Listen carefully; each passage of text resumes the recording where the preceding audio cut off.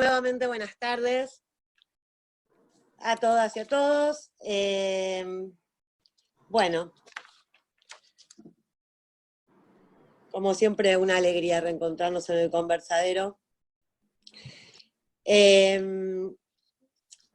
Antes que nada, voy a dar un nombre,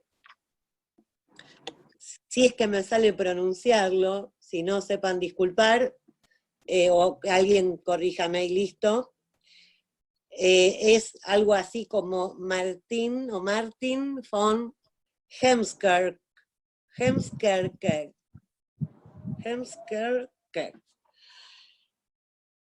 Este Martin, para los amigos, es el nombre del pintor que referencia a Miller a propósito de la clase de la risa de los dioses inmortales en las marginalias, cuando da la referencia de los versos de Homero en la Odisea, a los que alude en esa clase Lacan, Miller agrega la referencia de este pintor que ha hecho un cuadro, 2 cuadros en verdad, sobre esta escena entre Venus, Marte y Vulcano, que es el que tiende la trampa, el marido de Venus. Bueno, hay 2 cuadros, son del 1500. Uno es el que se me ocurrió jugar y hacer el flyer con Diego, porque digo, si los dioses se ríen, ¿por qué no nos vamos a reír nosotros? Y bueno, hay otro cuadro más sobre la misma temática. De ahí es que saqué la idea esa. Bueno, ahora sí, retomando un poquito la reunión anterior, y teniendo en cuenta, digamos, lo que se trabajó en la conversación, lo que conversamos, lo que se pensó, las preguntas que surgieron, a mí se me ocurrió armar el comentario para este encuentro de la siguiente manera. Aclaro esto porque fue pensado, digamos, a partir de lo que fue surgiendo en el encuentro pasado. Yo voy a nombrar lo que fui punteando, lo que fui indagando, y bueno, después queda sujeto a la conversación y a los conversadores.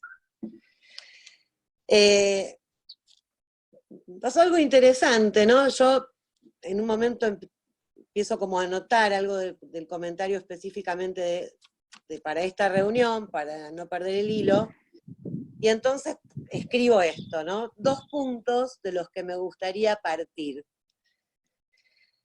Y me río cuando lo escribo, como que me escucho, me leo, porque justamente en estos 2 puntos, a partir del primero, es justamente un lugar del que, claro, podríamos decir el sujeto quiere partir, se quiere rajar.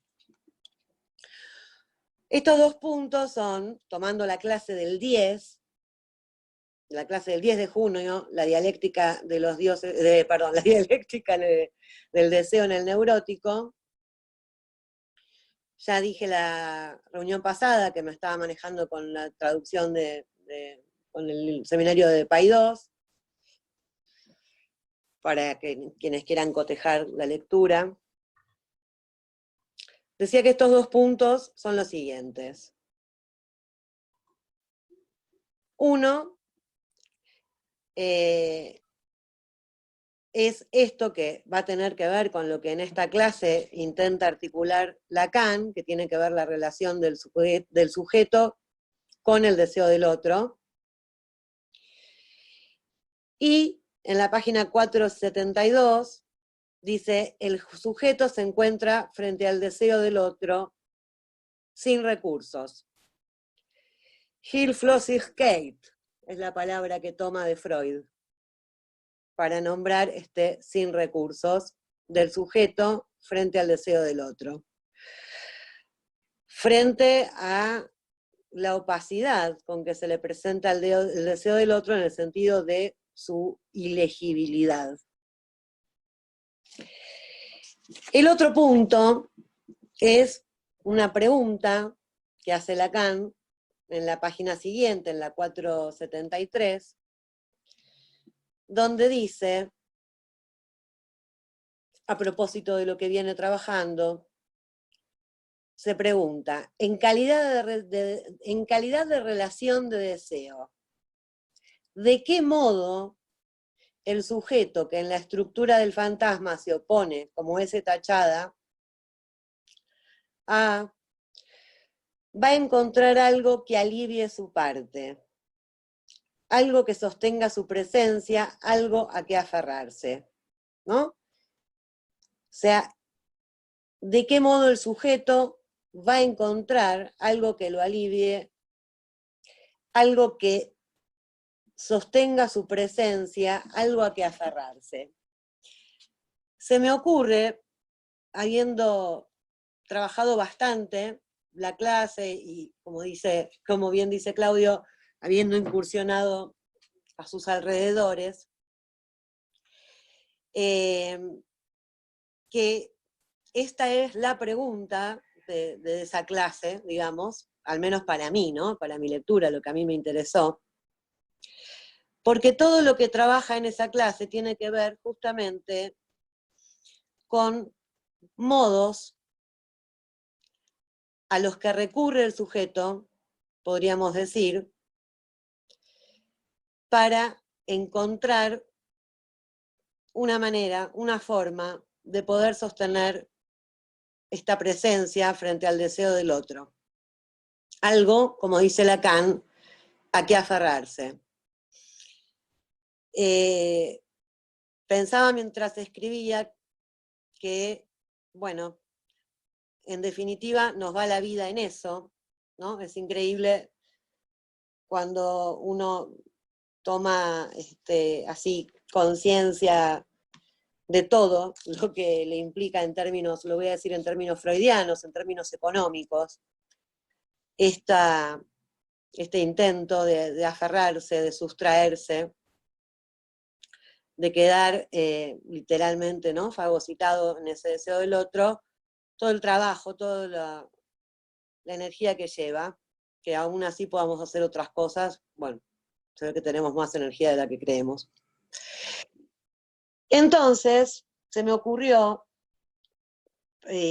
armar en función de la clase, una pequeña lista de esos modos, con lo que al menos yo encontré. Después, por ahí otros leyeron otros modos.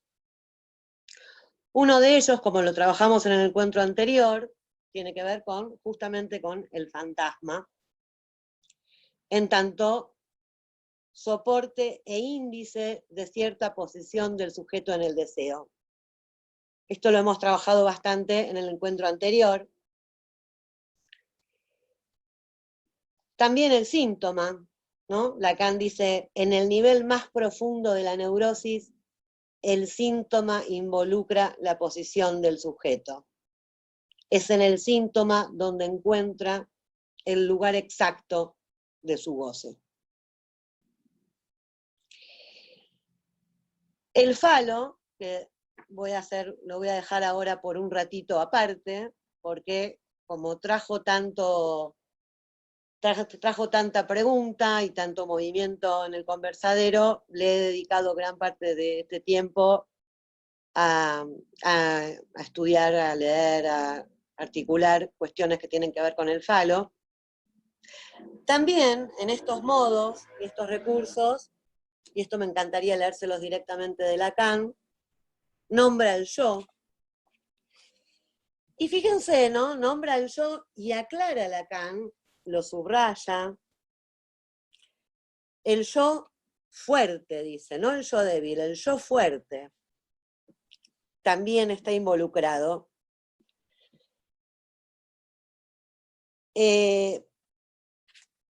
Recordemos que Lacan ubica, ¿no?, como anterior a estructura del fantasma como soporte del deseo, la imagen del otro. Algo que trabaja de una manera muy linda en la clase que mencionó Claudio de La risa de los dioses, la imagen del otro, que en la clase siguiente, cuando se comente lo trabajaremos en más detalle, pero es la que va a sustituir, va a ir al lugar del sujeto. Por ahora voy a parar acá en relación a esto, y voy a leer lo que dice Lacan del yo.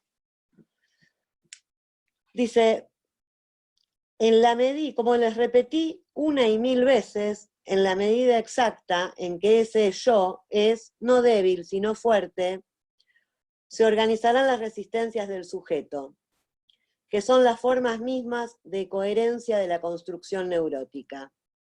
Así se organiza el sujeto para subsistir como deseo, para no ser el lugar de ese deseo, para estar a resguardo del deseo del otro como tal.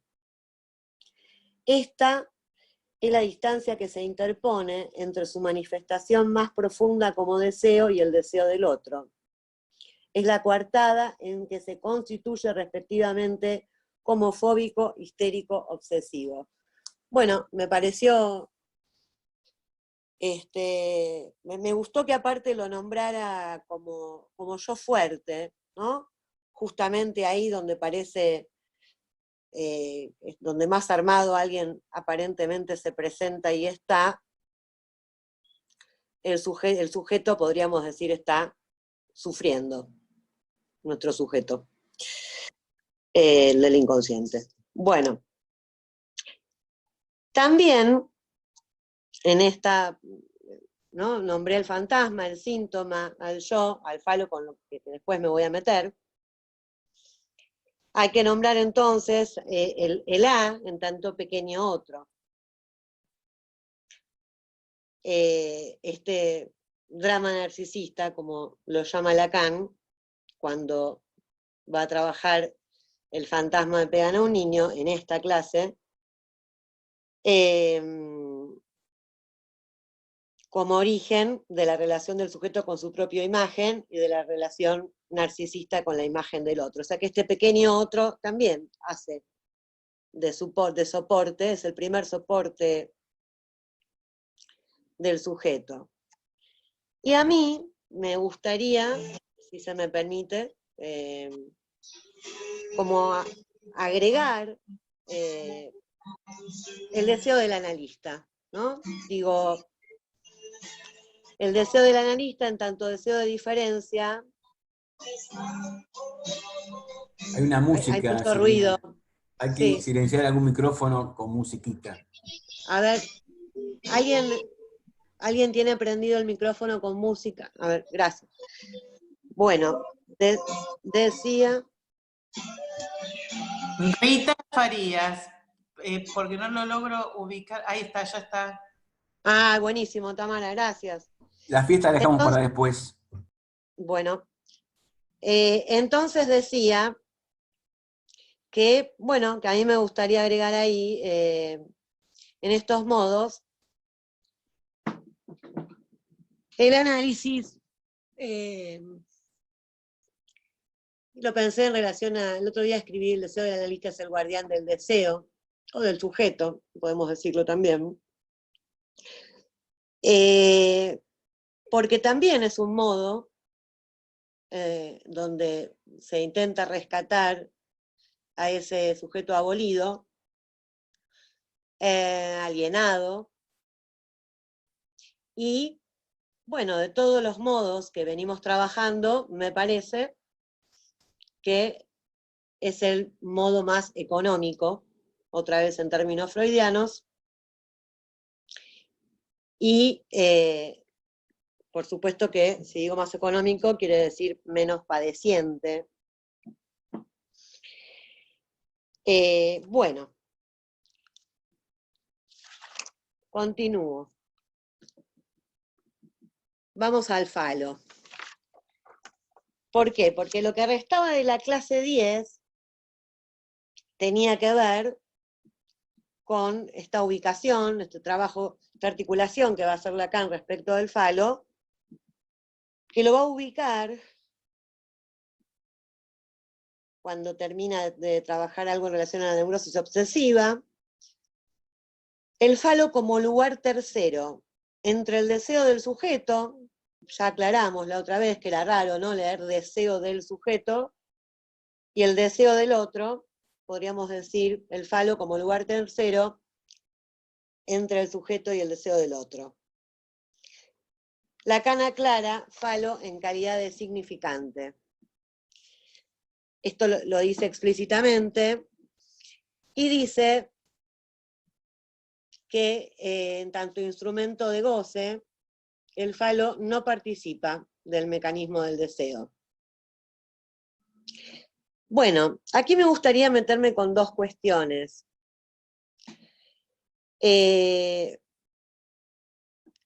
Porque en esto que surgía en el encuentro pasado, bueno, ¿qué estatuto tiene el falo, ¿no? ¿Qué estatuto le da Lacan?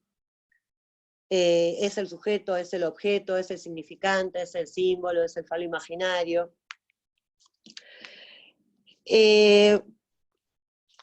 Primero hay que situar, bueno, también, o sea, no se puede pensar el falo fuera de contexto, digamos, fuera del contexto de lo que se está articulando, ni fuera de las leyes del lenguaje. En este tiempo, estuve leyendo la significación del falo, que es del 58, donde, bueno, todavía no está hasta el 61 la definición de significante canónica de Lacan, significante lo que representa a otro significante, a un sujeto para otro significante. Pero además, me parece interesante esto, ¿no? Se ubicó dos clases, una, la que nos ocupa, la dialéctica del deseo en el neurótico, y la otra, que Claudio sugirió como una lectura como implementaria justamente para el tema del falo, que es una clase, de paso digo, la de la risa de los dioses inmortales, también hermosa, es preciosa también. Bueno, este seminario, no sé cuándo no es precioso, pero bueno. Fíjense, en la clase sobre la de 10 de junio, la de la dialéctica del deseo neurótico, Lacan lo que intenta articular es la relación del sujeto con el deseo del otro. En ese contexto es que va a trabajar el falo como ese elemento tercero. En la clase de la risa de los dioses, la del 11 de febrero, o sea, anterior, lo que va a tratar de articular, o sea, lo que articula a lo largo de esa clase Lacan, es la relación del sujeto con el falo en su carácter significante. ¿Qué quiero decir con esto? Que si bien tienen puntos donde uno puede entrecruzar, digamos, y articular entre una clase y la otra, hay puntos en los que no. Por eso decía antes que uno no puede dar cuenta de así, qué es el falo, sino que puede hablar en el contexto de lo que está trabajando en relación al falo. Ahora voy a ir al detalle en relación a esto, pero a mí lo que me parece más relevante es que hay algo que no deja de destacar Lacan, es el carácter significante del falo. Vamos a ver que hay momentos donde lo trata como objeto, lo trata como sujeto, pero siempre bajo este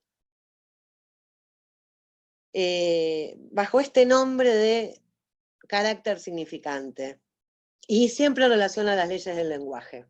A mí me parecía como fundamental, ¿no? Al menos nombrar esto. Otra cosa que me llamó la atención y me gustó,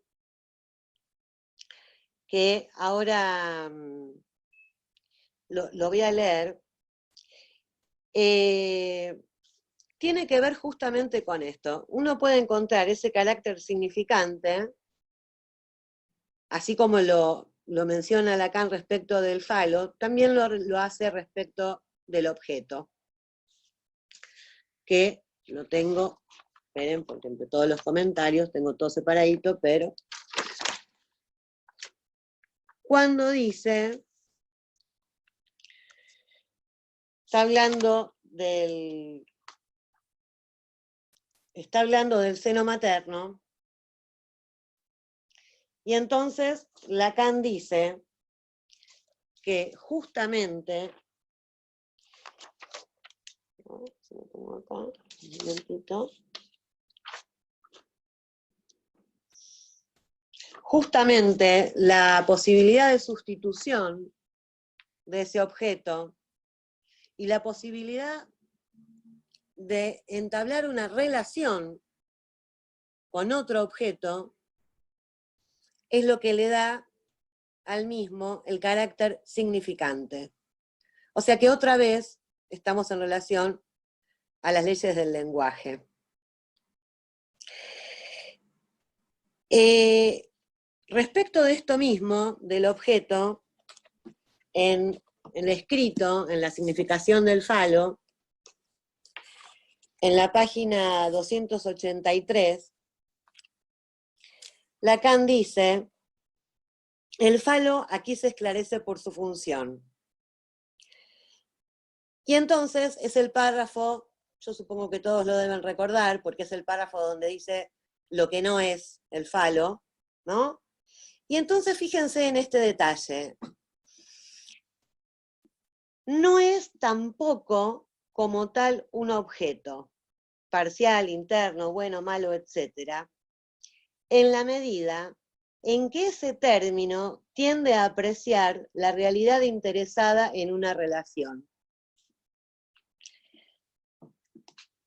Aún así, como dije hace un ratito, va a trabajar de esta relación que tiene que ver con la identificación del sujeto con el falo, en la clase de la risa de los dioses, va a trabajar la relación con el falo, cuando ahora paso inmediatamente a la cuestión de la dialéctica, y antes leo esta frase, esta cita que es directamente de Lacan, dice, el sujeto es falo y a la vez no lo es. Esto está en la página 239 del seminario, del 6. Y por eso el falo cumple una función esencialmente significante. Me parece importante, porque si uno lo va siguiendo, digamos, a Lacan, va entendiendo por qué lo articula, por qué lo va a nombrar en un momento como objeto, por qué como sujeto, por qué como significante o como símbolo, según de lo que está hablando. Por fuera de eso, claro, uno se pierde. En la clase de la dialéctica del deseo en el neurótico, lo que plantea, va a plantear el falo como lugar tercero, decía antes, entre el deseo del sujeto y el deseo del otro, en calidad significante el falo. Aclara que cuando se trata del falo como órgano, es el instrumento de goce y no está integrado en el mecanismo del deseo. Ubica el deseo como una demanda diferente de todas las demandas, en el punto en que es una demanda sometida a una ley. Yo recuerdo haber mencionado en el encuentro pasado, a la pasada, así, que en la próxima clase, digo porque no es un detalle menor,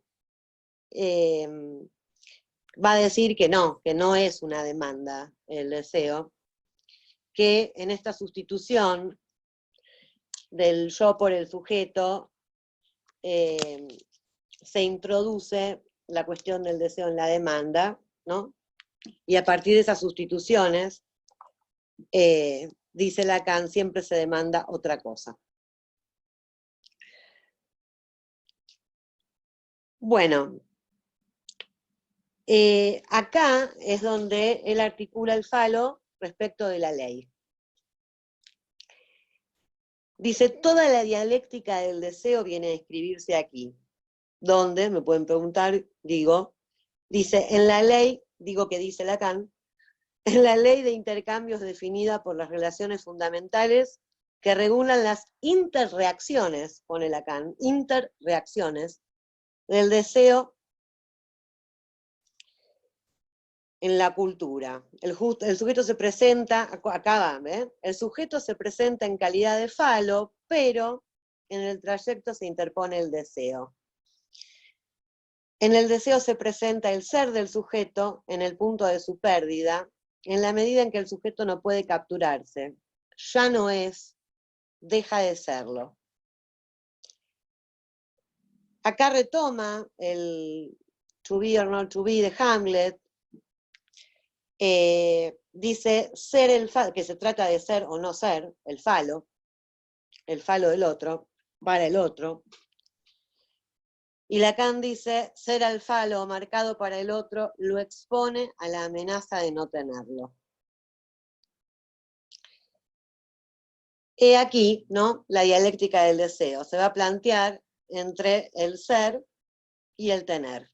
Acá es donde aparece esto tan lindo que está a lo largo del seminario, también lo va a retomar en la lógica del fantasma, y en la clase siguiente que se llama o bien el objeto. Acá dice, en esta clase, o bien no serlo, o bien no tenerlo. Que me gusta más cómo lo plantea así, o bien no serlo, o bien no tenerlo, que o bien serlo o no serlo, ¿no? Como se lo plantea Hamlet. De ese juego se trata, dice, y en ese juego el neurótico siente la proximidad de su deseo como una amenaza de pérdida. Bueno, acá solo Lacan puedo decir que eso es un juego, de ese juego se trata. En fin, yo no lo veo tan divertido al neurótico con el asunto, pero nosotros nos divertimos hablando de esto y estudiando estas cosas. Y se ve que Lacan también, claro. Acá yo no sé si recuerdan, yo eso lo retomo porque esta parte fue la que se dijo más a las apuradas. El ninguno, mediante el cual designa el sujeto tachado en la estructura fundamental del deseo, se transforma en un uno de más o en un algo de menos. Para el hombre, en la amenaza de castración, para la mujer, en el falo sentido como ausencia.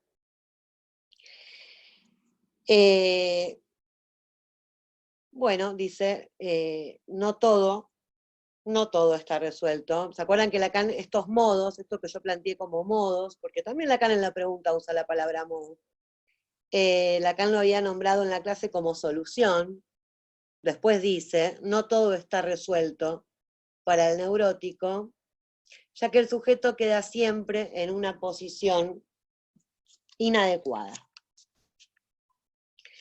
Entonces, como en relación a esta clase del 10, nos surgían a todos muchas preguntas respecto del falo, tomé nota de algunas cuestiones de la risa de los dioses, como para complementar y después ponerlo en la mesa de la conversación, para los conversadores. Acá Lacan, yo les decía que en la clase de la dialéctica del deseo en el neurótico, la articulación que está en juego es la del sujeto con el deseo del otro. Acá, a Lacan lo que le interesa es marcar la relación del sujeto con el falo. A raíz de lo que él viene trabajando, él está trabajando en una serie de clases de ese seminario, el sueño de un paciente de Liayar.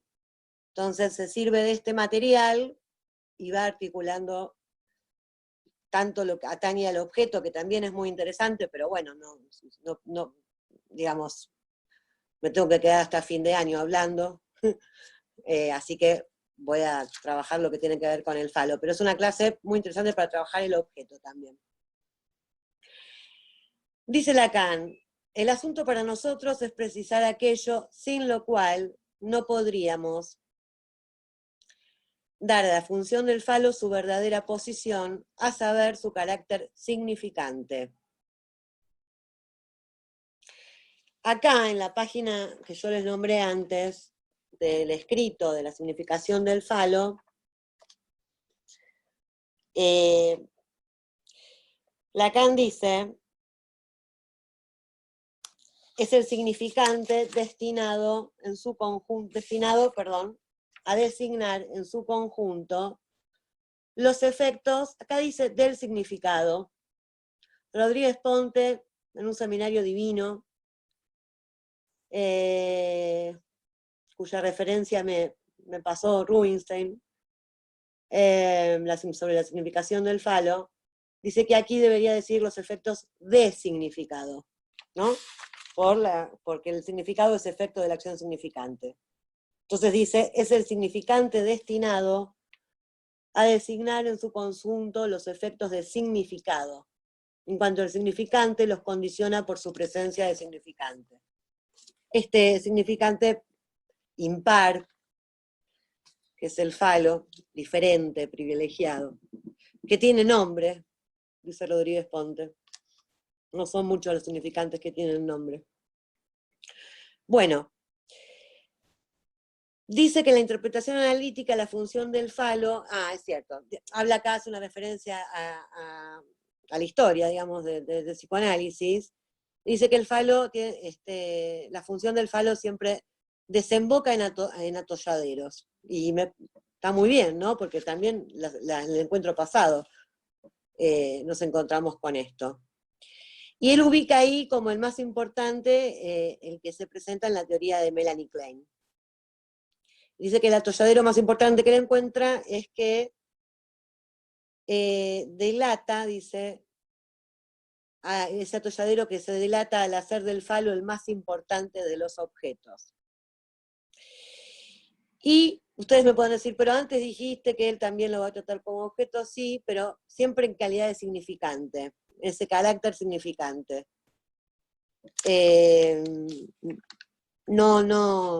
Yo creo que lo que queda marcado ahí, la diferencia es que nunca lo va a nombrar como un objeto, aun cuando lo nombra, fíjense. Después les voy a decir cómo lo dice en el último párrafo de esa clase, lo nombra como objeto, respecto del sueño de este paciente. Bueno, dice que algunos se preguntan dónde hay que ubicar el falo en el grafo, así que esto lo traje a la reunión porque me pareció re interesante, porque dice en un momento que se preguntan, ¿no? Por qué cosas dice Melanie Klein, y dice también se preguntan por las cosas que digo yo, dice Lacan. Entonces, que una de las preguntas que le llegaron era dónde se ubicaba en el grafo el falo, y si el falo tenía relación con el gran otro. A lo que Lacan responde a esa supuesta pregunta que le llega, así de oído, es que si el falo tiene relación con algo, la tiene con el ser del sujeto. Ven que habla de relación, ¿no? Yo digo esto, es como definió antes lo que sería hablar en términos de objeto. Esta relación del sujeto con el significante falo permanece a menudo velada. Dice que dos formas puede tomar la relación del sujeto con el significante falo. Y acá dice algo que es muy importante, introduciendo una distinción esencial entre serlo y tenerlo. Y aclara Lacan, es esencial en la medida en que serlo y tenerlo no sobrevienen en el mismo tiempo de la relación de identificación, y en que las incidencias no son las mismas en un caso y en el otro. No se puede ser el falo y tenerlo. Para que en ciertas condiciones el sujeto llegue a tenerlo, es preciso que haya una renuncia a hacerlo. No obstante, me encantó cuando dice esto que viene, dice Lacan, el sujeto es falo y a la vez no lo es.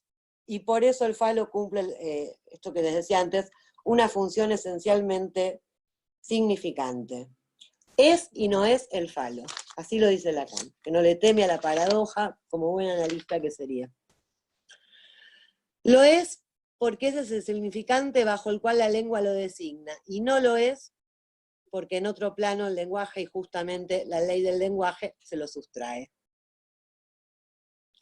Entonces dice, el sujeto es el falo, pero el sujeto por supuesto no es el falo. Me encanta. Bueno, la fórmula en torno a la asunción de la castración es esta, ¿no? Sí puede decirse que el sujeto es y que no es el falo, pero él no es sin tenerlo. En cuanto al sujeto femenino, dice, ella es sin tenerlo. Ahora voy a decir por qué, porque no sé si todos leyeron o la tienen fresca la clase, o sea,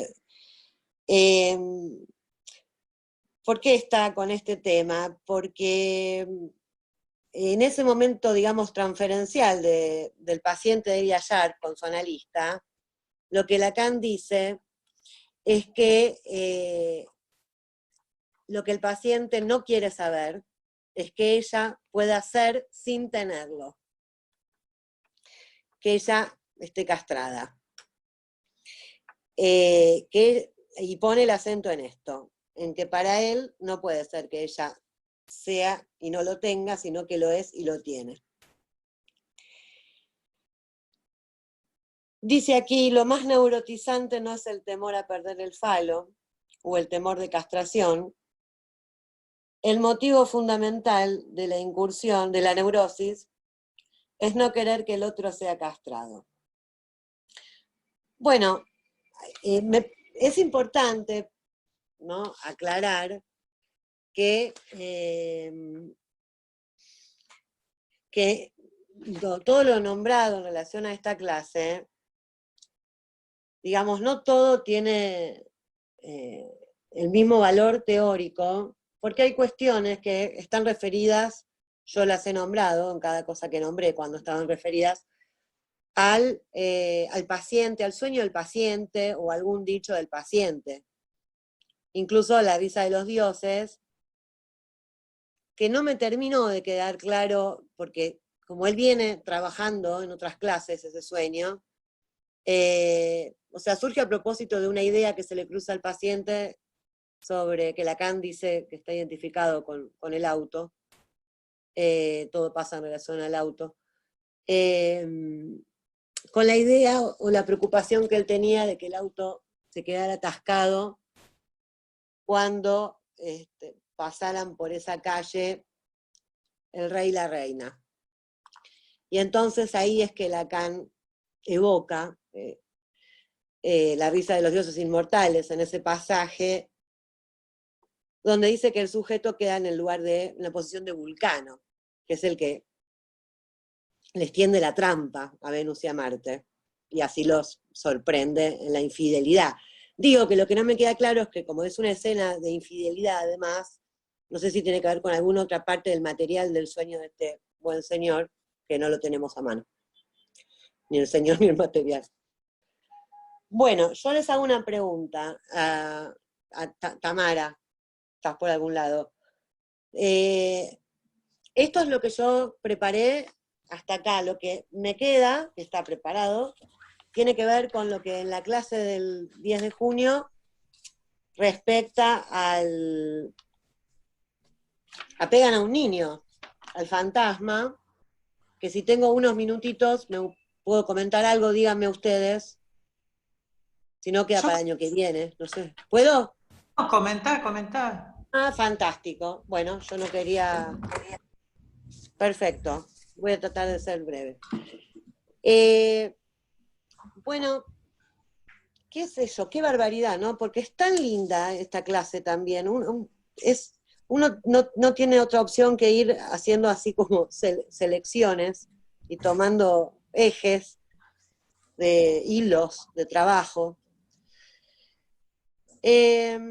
Bueno, decíamos que el fantasma, decía Lacan y nosotros decíamos con él, es el soporte y el índice de cierta posición del sujeto en el deseo. Entonces, porque Lacan ya había trabajado Pegan a un niño, y a mí por eso me interesa como remarcar esto, porque él aclara que lo va a retomar en esta clase a propósito de esto que está trabajando.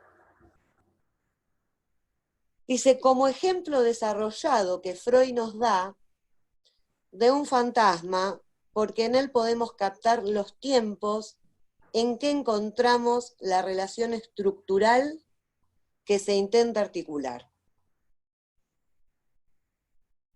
Podemos captar los tiempos, ¿no?, de la relación entre el deseo del sujeto y el deseo del otro.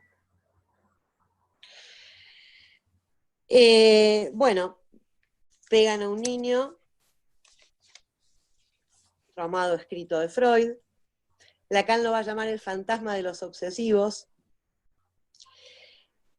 Aquí es donde, en este punto, es el punto 4, según el punteo en la clase del 10 de junio, dice que el goce masturbatorio no es aquí la solución del deseo, sino su aplastamiento.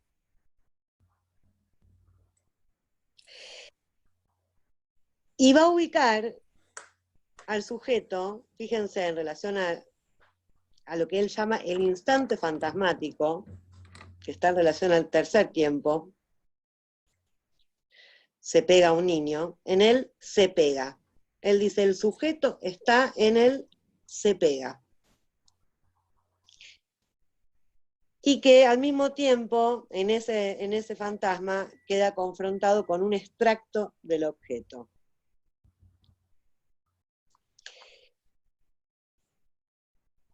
Bueno, voy a recordar rápidamente, directamente, así, me fui a Viena y volví, no, directamente desde el texto de Freud. Yo creo que todos lo sabemos, pero bueno, queda bonito. Las 3 fases de esta fantasía. La primera, recordarán, es el padre pega al niño que yo odio, niño sin determinación de sexo. Acá Freud dice que podemos vacilar en cuanto a si ya a este grado previo a la posterior fantasía de paliza debe concedérsele el carácter de una fantasía. Dice que esta fantasía satisface los celos del niño, que no es sexual ni es sádica, pero sí es el material predisponente. La segunda fase, tanto Freud como Lacan, no aquí, pero sí en otra clase del seminario, dice la fase más importante y grávida en consecuencias, que es la segunda. Yo soy pegado por el padre, azotado, bueno, dice en la traducción de Morortu, podemos decir yo soy pegado por el padre. Aquí, conciencia de culpa mediante, en conjunción con el erotismo, dice Freud, se transmuda en el sadismo en masoquismo. En esta regresión que plantea en el soy pegado, ¿no? Ahí dice Freud, hay una regresión y sigue siendo una fantasía sexual, claramente. Dice que no deviene consciente y es una construcción del análisis. La tercera fase se aproxima a la primera. La persona que pega dice, pero nunca es el padre. Y el nexo con la segunda es que ahora es portadora de una excitación intensa, sexual, que procura satisfacción onanista. O sea, la segunda es masoquista, la tercera es sádica. Pegan a un niño. Yo había subrayado esto de que, si bien la persona propia, por supuesto, no aparece, pero como veníamos trabajando la cuestión de la mirada y el voyeur, me llamó la atención, ¿no? Cuando Freud dice que cuando preguntaba con insistencia por la participación o no del analizante, decía, probablemente yo estoy mirando. ¿No? La otra vez trabajamos en relación a esta escena primaria, bueno, lo de la mirada.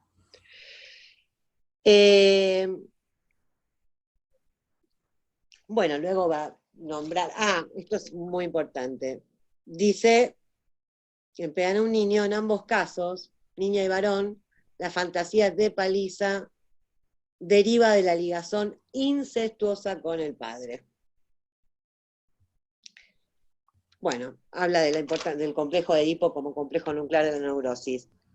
Volviendo a Lacan, y ya terminando, que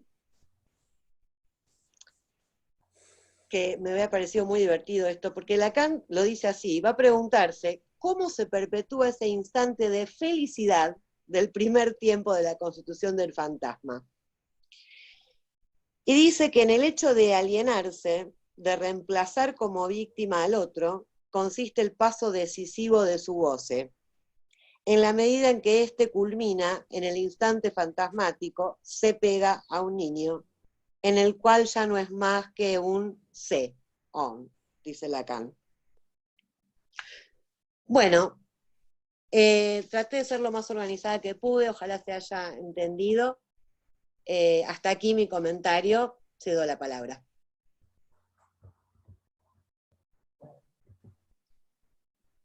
Bueno, acá justo había anotado, ser pegado es ser amado por el Padre. No sé si era en tono de pregunta o de afirmación, lo puso. Claro, ahí se juega la regresión, sí, se mantiene el erotismo en la regresión, es lo que va a sustituir el ser amado. Por la culpa que le dicen.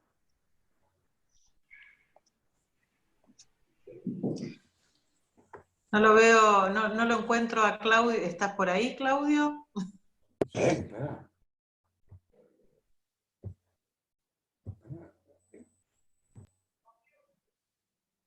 Bueno, abrimos a preguntas y comentarios mientras.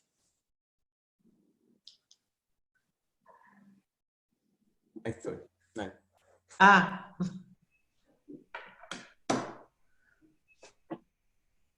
Bueno, empecemos la conversación. Gracias, Silvina, por el comentario. Un placer. Placer de dioses. Oh, sí.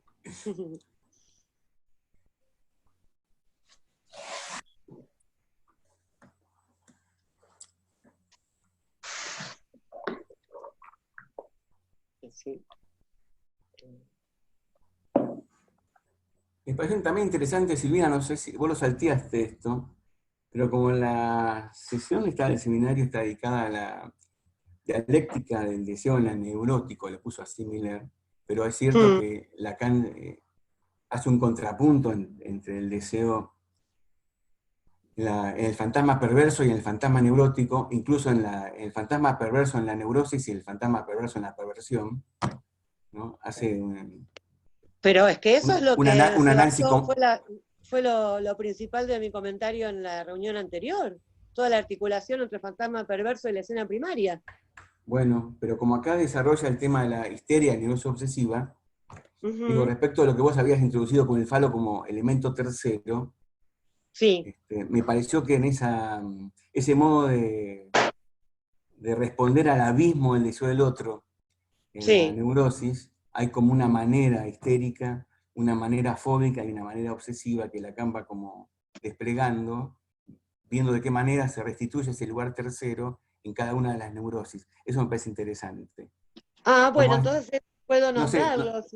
No sé, me pareció que era interesante eso. Sí, lo que pasa es que como la reunión pasada hablé de la promoción del significante fóbico, dice Lacan, dice un significante para todo uso, ¿no? Apto para todo uso, y dice, recordemos que Lacan empieza esta clase diciendo que va a pensar el fantasma como placa giratoria, plataforma giratoria, que nos había llamado la atención porque así va a llamar después a la fobia. En relación a la fobia, le va a dar, este modo lo va a encontrar en relación al objeto fóbico.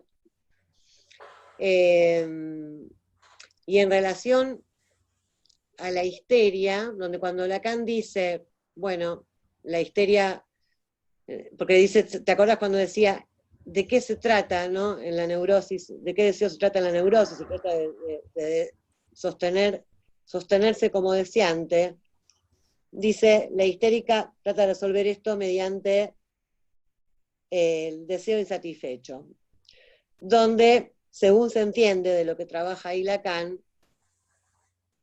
respecto de estar fuera o dentro del juego, ¿no? Ubica al neurótico obsesivo como fuera del juego, como que se ubica fuera del juego, y desde allí participa, y es en relación a la neurosis obsesiva, donde dice que pide un tercer elemento, pide auxilio, busca un auxilio en un tercer elemento, dice Lacan, para sostenerse en la escena.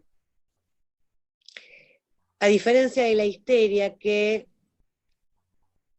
muy interesante como lo dice además, dice, a diferencia de la histeria, que sí está en el juego, dice, como aquello que es en definitiva lo que en él se apuesta, ¿no? Se identifica a este lugar de ser el objeto en cuestión. Pero el deseo, digamos, podríamos decirlo, veladamente, es a través de, él dice, se trata de otra, pone a otra en ese lugar, proyecta la sombra en otra, que es la que realiza la escena. A mí me venía a la mente cuando leía ese párrafo, hace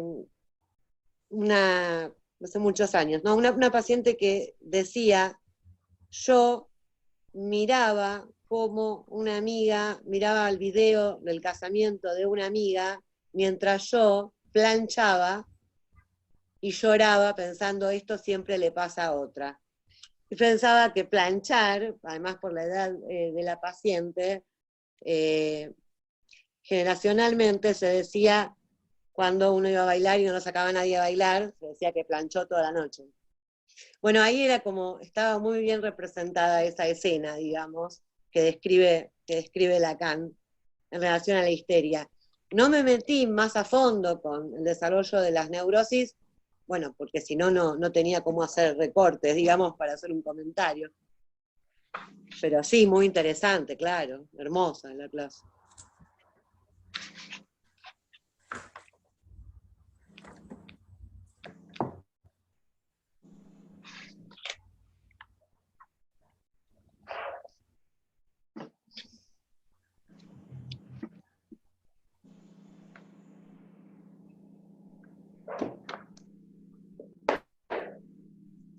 Sí, Daniel. Yo me anoto también. ¿Puede ser?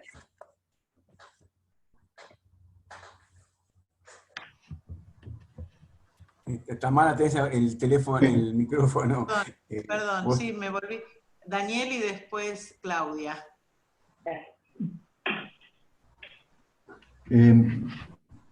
Estaba pensando dos cuestiones. La primera es dónde sitúa Lacan al sujeto en El fantasma pega en un niño. En él se pega.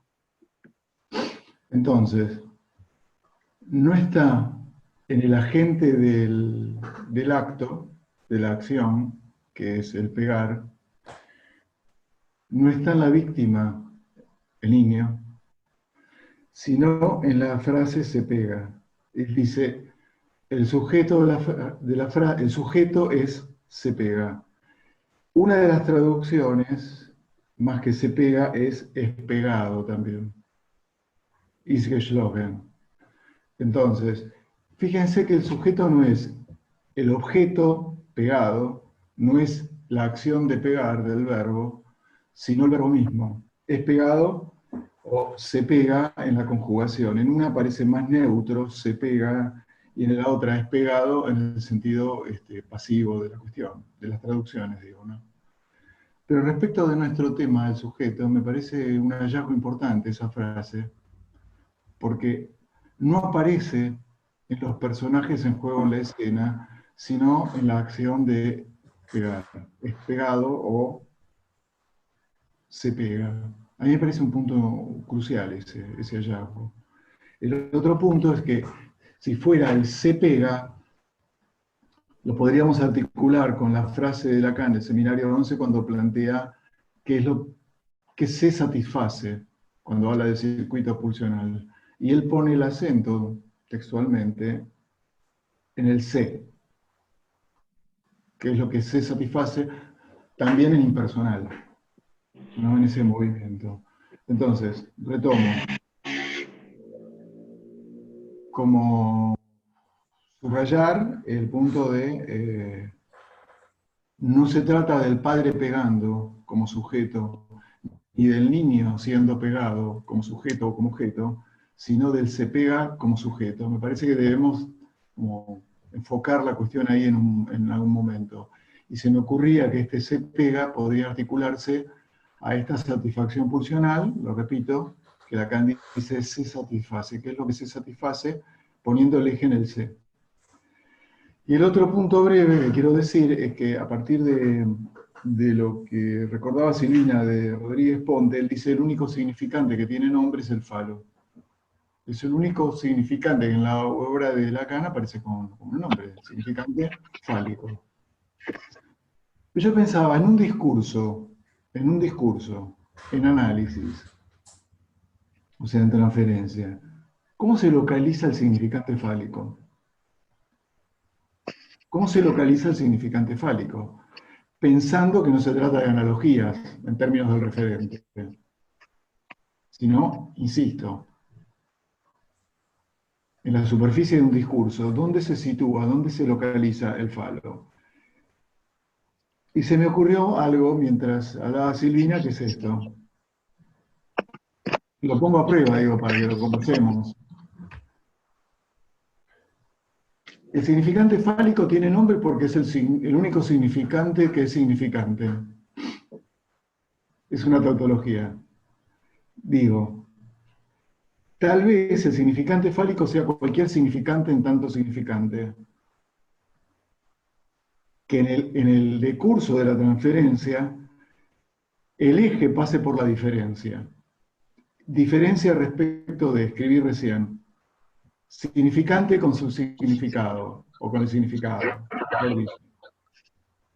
La barra. El significante en la diferencia de la autodiferencia consigo mismo, ¿no? Y respecto de la diferencia sexual, la diferencia entre los cuerpos, que se pone en juego, y también en el propio cuerpo y también propio entre comillas. Quiero decir que tal vez localizar, esto se me ocurrió como tirando de la piolita la pregunta de ¿dónde se sitúa, dónde se localiza el significante fálico en el texto que transcurre en una sesión? Se me ocurría entonces esto, que se trata de cualquier significante que cumpla las reglas del significante. No significarse a sí mismo, la barra, la diferencia consigo mismo, entre los cuerpos y en el mismo cuerpo. Se me ocurría esto recién.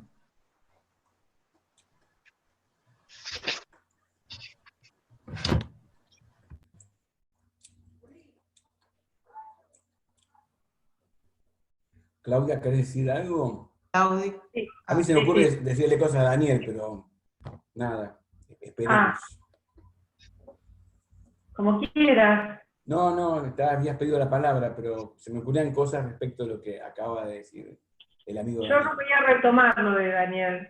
Y si querés decir no sé, No, a lo mejor lo decís vos y ya está, me doy por hecho. tomo algo. Digamos, son dos cositas, ¿no? Quería arrancar con una pregunta que hoy traía Silvina. Bueno, desde ya, por supuesto, buenísimo lo que vos traes, Silvina, y las referencias. Yo me acordaba de una pregunta que dejaste planteada la vez pasada, que se engancha con las de hoy, que tenía que ver con cómo es el tema del deseo, si frente a ese desamparo, el sujeto se defiende del deseo del otro, y se suele decir que el deseo es el deseo del otro.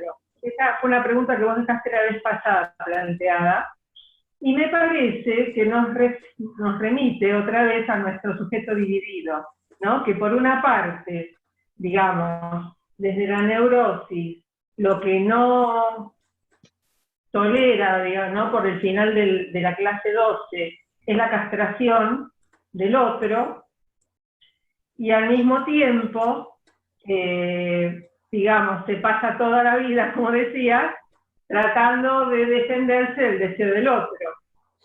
Entonces, ahí me parece que se puede ubicar el deseo propio del sujeto. Vos hacías una referencia que tiene que ver con el deseo del analista, y vos decías, el deseo del analista busca la diferencia. Yo creo que esa diferencia, que Lacan la llama diferencia absoluta, nos permite avanzar sobre el significante falo.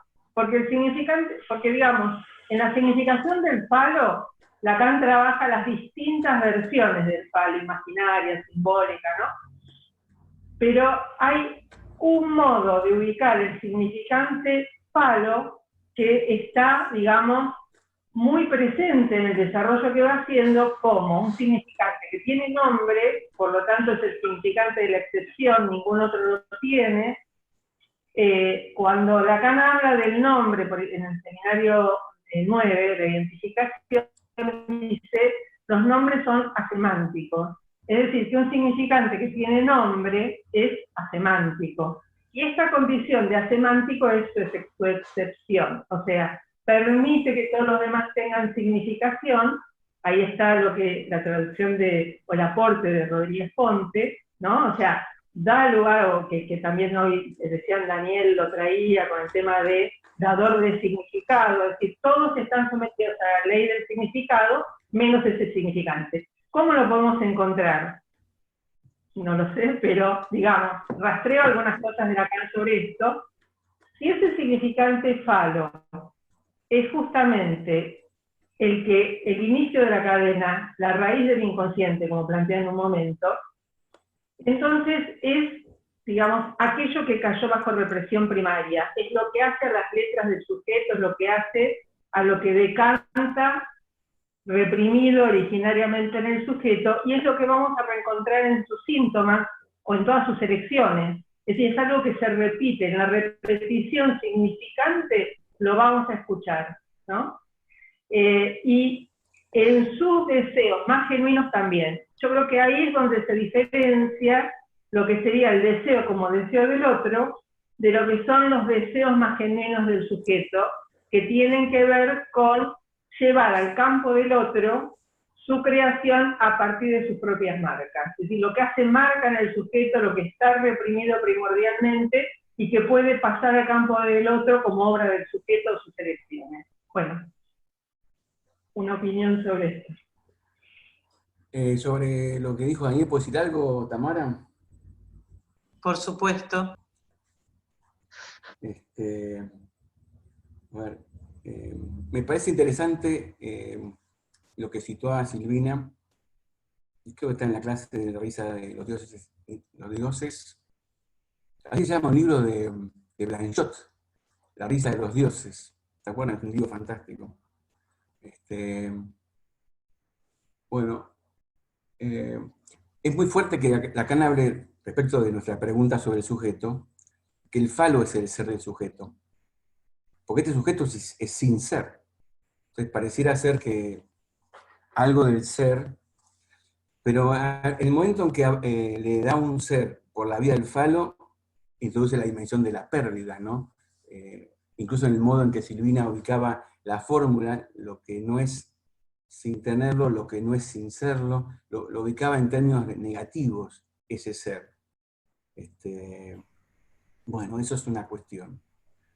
Otra cuestión es que el falo aparece como un elemento tercero, y en tanto tercero me parece que respecto de este abismo, ¿no? Así lo llama, el enigma que perdura, y habría que ser en ese punto como que nos perdura, habría que decir, ¿no? Que le perdura al neurótico o al perverso, que perdura en la estructura y que eso es ineliminable como, no sé, como ese abismo insaturable,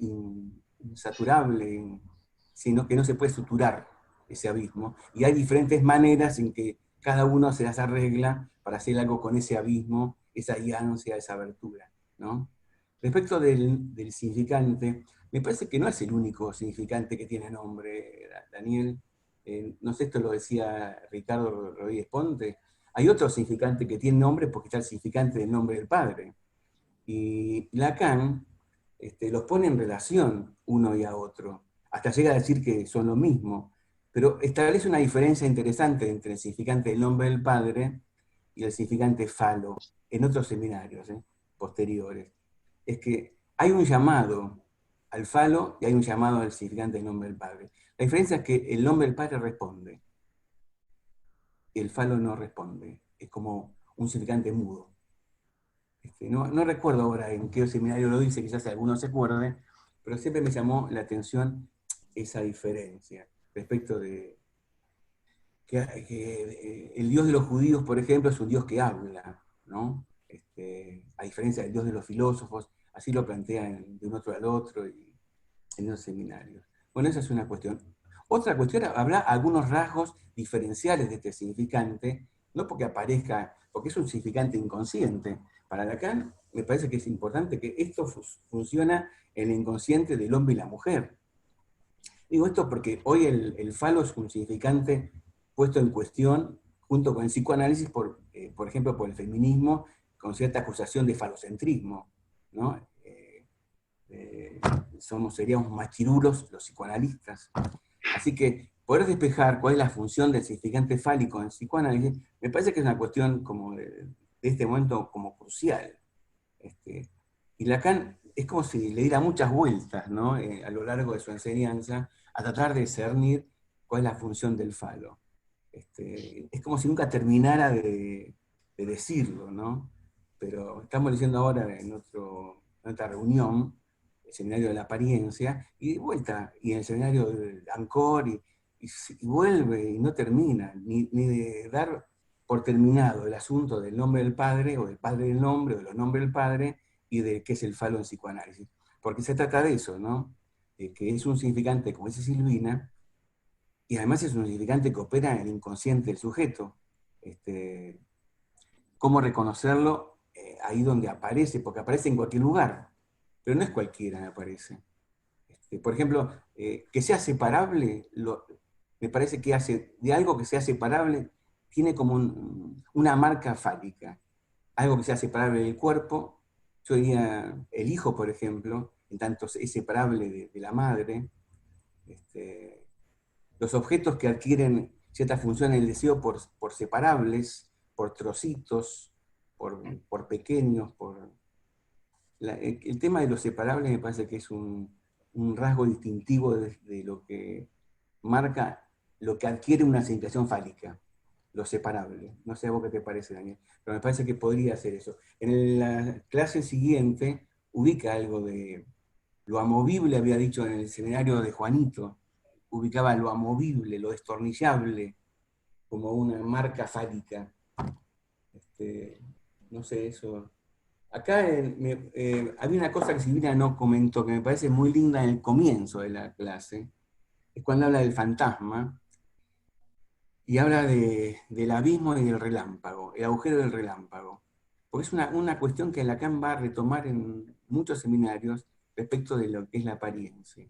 Y yo pensaba si no habrá algo de la apariencia en el brillo relampagueante, ¿no? Del objeto, donde también aparece algo de lo fálico, en el encuentro con otro, ¿no? En lo que causa un enganche deseante, ese relámpago abismal. Y después me gusta la idea de que el deseo es un deseo de ser chupado, ¿no? Aparece como una defensa contra el deseo del otro. Como decía Claudia, el deseo es el deseo del otro, acá el deseo del sujeto aparece como una defensa respecto del abismo enigmático, devorador, chupante, lo que chupa, ¿no? Ese deseo materno primero, ¿no? Ese otro primero. Bueno, eso. Sí. Eso. Han levantado la mano Diego, Silvina y Julio, que quiere también comentar algo. Empezamos con Diego. Dale, ahí estoy. No, un comentario también en la línea del significante falo, porque en La risa de los dos inmortales, Silvina traía este comentario de Lacan que le ha llegado acerca de dónde ubicar el falo en el grafo. Me acordaba que Alush también, me parece que en Erótica del Duelo, cuando está trabajando el grafo, dice, bueno, este es un esquema de Lacan donde están casi todos los matemas del álgebra. Está el fantasma, está la pulsión, está el deseo, está el significado del otro, etc. Y no está el falo por ningún lado, en el sentido que no está ni el matema del falo imaginario, ni el matema del falo simbólico.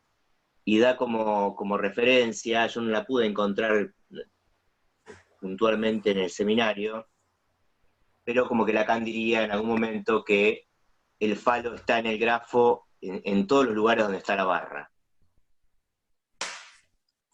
Y me acordé porque, yendo un poco más atrás en el seminario, o sea, esto se lo preguntan a Lacan en La risa de los inmortales, pero en la primera clase del seminario 6, cuando está construyendo el grafo, sobre todo el segundo piso, que es el que no había trabajado en el seminario 5, dice una cosa que les quería leer, porque me parece que está en la línea de lo que preguntaba o comentaba Daniel. Es en la 32 de la edición de Paidós, por si alguno después la quiere buscar, o si tiene el seminario ahí. Dice, porque la pregunta en La risa de los inmortales era dónde se ubicaba el falo en el grafo y qué relación había entre el falo y el otro, ¿no? Y está la cuestión esta del ser, que decía también Claudio, del falo como ser del sujeto. Bueno, me parece que en este parrafito aclara bastante algunas cosas. Dice en la 32, en ese otro hay algo en efecto que siempre sitúa al sujeto a cierta distancia de su ser, y que hace que nunca se reúna con ese ser, que solo puede alcanzarlo dentro de esa metonimia del ser en el sujeto que es el deseo. ¿Y por qué?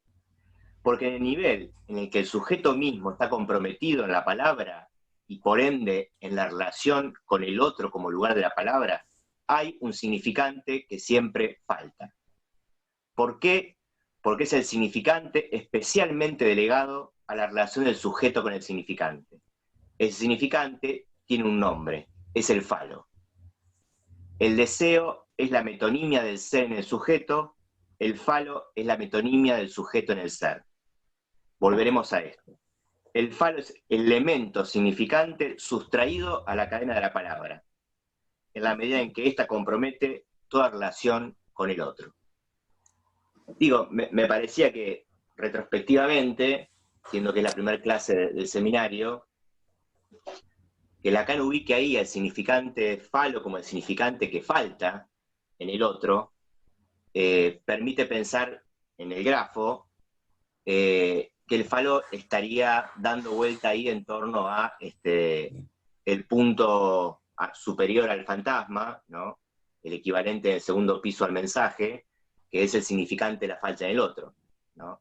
Si el falo es el significante que falta, el significante que falta en el otro, me parece que por un lado se lo podría pensar en el grafo por ese lado, y por el otro, en la situación analítica, como decía Daniel, ¿no? en el discurso analizante, me parece que si aparece, aparece porque está ausente, no porque aparezca dicho necesariamente articulado en algún significante del decir del analizante, sino porque también aparece como significante faltante.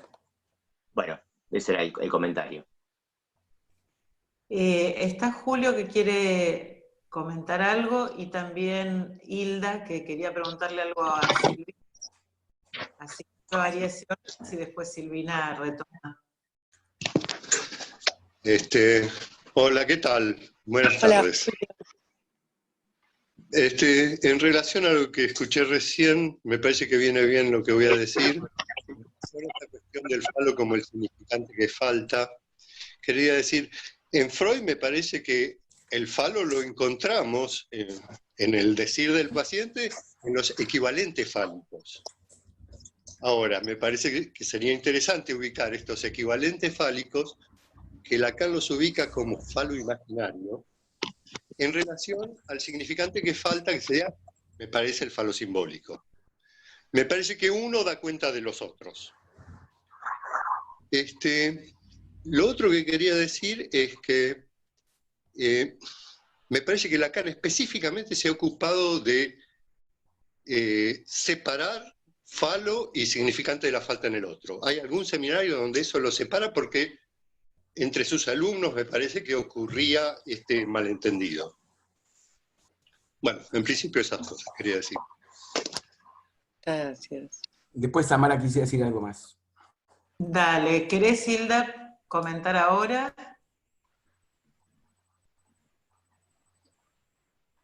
Abrí tu micro. Ahí está. ¿Ya? ¿Me escucha bien? Sí. Sí, sí. Ah, bueno. Bueno, buenas tardes a todos, gracias por este espacio. A ver, perdón, voy a cambiar esto. Silvina, Sí, gracias por tu puntuación, realmente no es sencillo, digamos, el recorrido por la cuestión del falo, no solo en estas clases del Lacan, en general. Yo quería preguntar,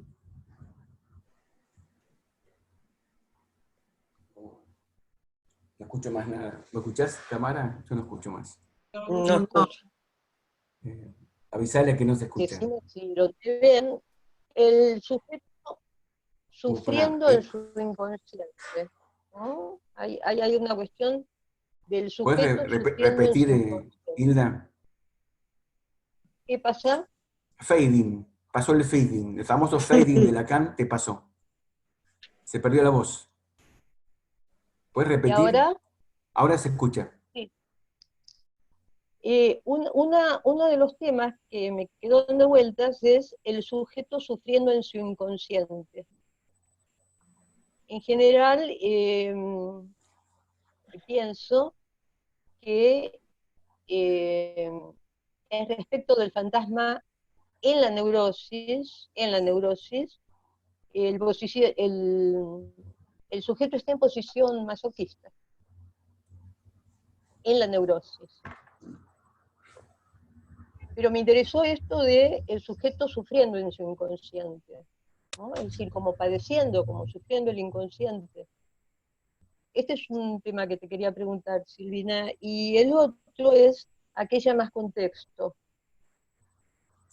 Yo pensé, escuchando las intervenciones, respecto de los diversos modos en que aparece el falo, y que también vos lo fuiste ocupando bien, Silvina. Yo pensé, cuando dijiste contexto, pensé en hacerte la pregunta, pero a medida que fui escuchando, pienso, el contexto, ¿cuál podría ser si no RSI? No solo por las cadenas borromeas, sino desde 1953, cuando todavía no había acceso a lo borromeo. Entonces, de ahí, Tamara, pensé que era una pregunta, pero estoy haciendo un comentario. De ahí me parece que se puede especificar la diversidad de apariciones de término falo, porque obviamente hay esta aparición que también comentaban del falo en lo imaginario, del falo como objeto, y el falo en tanto significante, pero son como diversas apariciones del falo, y si puntuamos, por ejemplo, las diversas apariciones del objeto, también, ¿no? Es decir, hay una cuestión que es el objeto A, que en realidad es el objeto, porque no es ningún objeto, pero hay también diversas apariciones, como tapón, como falo imaginario, como velo, como semejante, como el objeto imaginario, digamos. Es muy interesante hacer ese seguimiento, Silvina, me parece muy interesante y muy, muy complejo realmente poder ir situando los diversos modos de aparición del falo, ¿no? Entonces las preguntas son esas: ¿qué quiere decir sufriendo el sujeto en el inconsciente? Yo pensé que del inconsciente no se sufre, al contrario, bienvenido, por lo menos a mí siempre me ayudó, pero sí del fantasma cuando trastabilla, digamos, porque si no el fantasma, vos misma decías que era un soporte interesante, ¿no? Y bueno, la cuestión del contexto. Y después una aclaración, pero que yo no lo sé realmente, pero sí lo escuché en gente que trabaja seriamente una ética y una estética del teatro, y respecto de Hamlet, que pareciera que no hay ninguna confirmación en los textos clásicos de que Shakespeare hubiera escrito Ser o no ser. Entonces, una de las investigaciones que hace la gente que trabaja Shakespeare es justamente en qué momento pudo haber aparecido en alguna de las transcripciones esto de ser o no ser. Y realmente en ese punto, digamos, me parece que Lacan, que era un gran actor y un gran dramaturgo, digamos, y le gustaba la teatralidad y la ponía en juego, me parece que con esto de que Hamlet, ser o no ser el falo, me parece que no da cuenta de la tragedia y de la diferencia entre Hamlet y Edipo. Bueno, una pregunta con comentario. Pensé que iba a ser más breve. Gracias. No sé cómo quieren seguir, porque sé que también Julia Torres y Claudio, vos decías que querías comentar algo. ¿Quién? Julia Torres primero, Julia Torres. No, Julia Torres es Trinidad Vidal. ¿Quién es Julia Torres? Es Trinidad Vidal. Ah, ¿cómo te va, Trinidad Vidal? Hola, Trini. Encantado, Trinidad. ¿Te cambiaste el nombre vos también? Usan seudónimos, ¿sí? Como no los puedo ver a todos, leí en el chat el nombre. ¿Qué decías, Trini? ¿Cómo? ¿Decías algo? ¿Ibas a decir algo? ¿Hablo yo? Sí, o Julia, no sé. Bueno, permiso. A mí se me ocurrió una pregunta, o se me armó una pregunta en función a lo que estoy escuchando, y tomando algo que dijo Silvina, que marcó Silvina, en tanto el sujeto está en el se pega, ¿no? Y me preguntaba por este C, por un lado... Perdón, ¿tenés dos dispositivos? ¿Cómo? Se está como replicando el sonido. Ay, no sé. Ah, está bien, no importa. Y me preguntaba por ese C, que por un lado a mí se me arma como pregunta si puede ser el losange del fantasma, y por otro lado, en el punto de marcar que el sujeto no es ni no es, sino es C, y si ese C es un o alude a un significante fálico o alude a un significante fálico. No sé si se entendió la pregunta, pero bueno, a mí se me armaba en ese se pega algo del fantasma y algo del falo. Y mi pregunta iba por ahí, si podía tener que ver con eso. Y pensar el sujeto en tanto posición, en ese se pega, ¿no?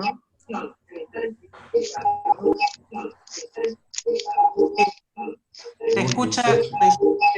Algún micrófono está mal. Sí. Yo ya terminé. Como una fábrica. Sí.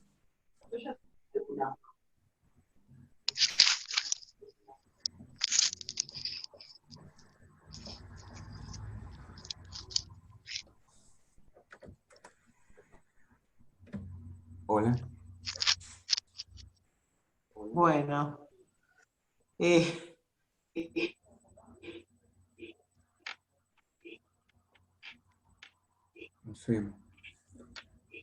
Yo quería retomar lo de... No sé si alguien quiere responderle a Trini. Uy, ¿qué es esto, chico? Sí, sí, yo estoy tratando de silenciar. A ver.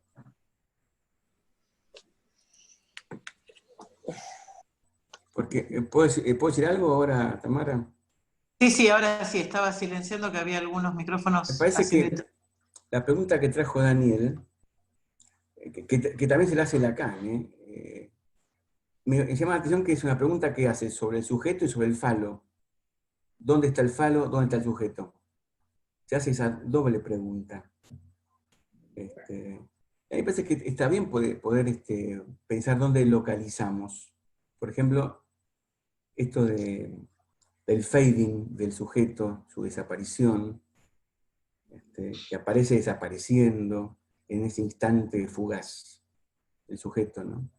Pero pensaba en el grafo, no está el falo, pero Lacan en su versión de sujeto que habíamos leído, ubica el falo según se trate de en un extremo o en otro de la fórmula del fantasma, debajo del objeto o debajo del sujeto barrado.